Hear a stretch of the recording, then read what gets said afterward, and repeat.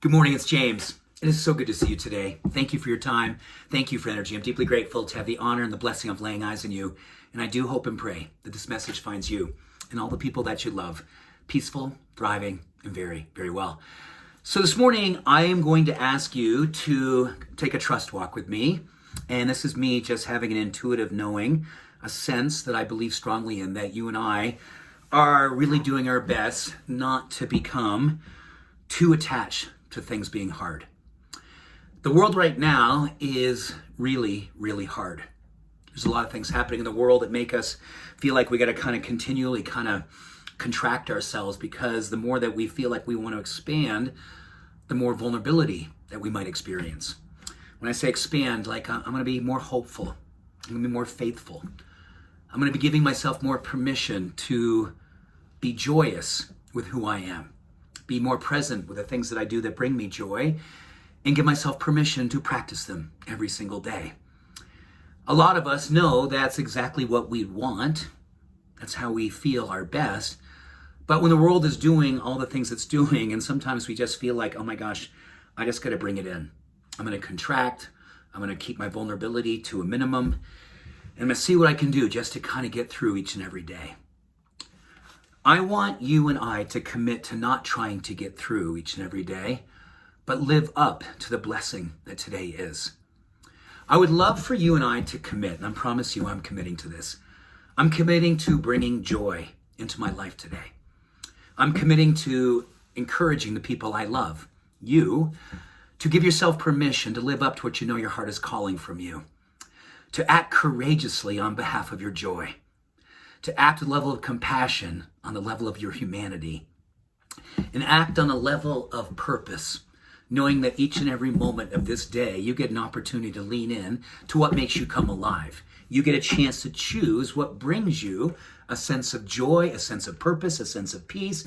And at the end of this day, you and I get a chance to lay down tonight on our pillows and say it was a day well lived.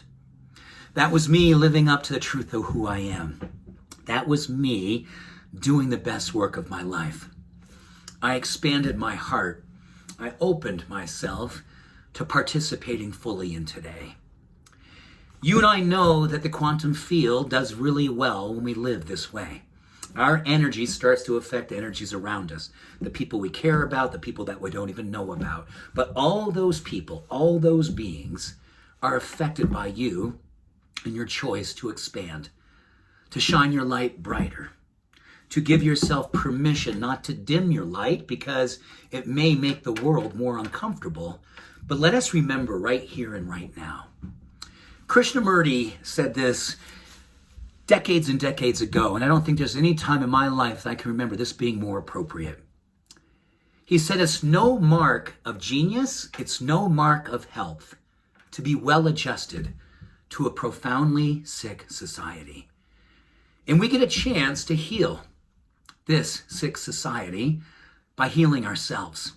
And we expand in healing when we love on ourselves, when we bring joy to ourselves, when we live with purpose with ourselves, when we give ourselves permission each and every moment of our life to remember what we're here to do. And the great work of our life begins with our heart living inside out. And when that happens, we start to heal the world around us while we're healing ourselves.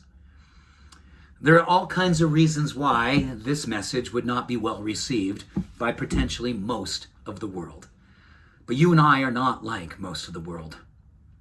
We're beautifully different. Sometimes maybe we feel like we're delusionally optimistic. But in that optimism, in that faith, and in that hope resides our superpower.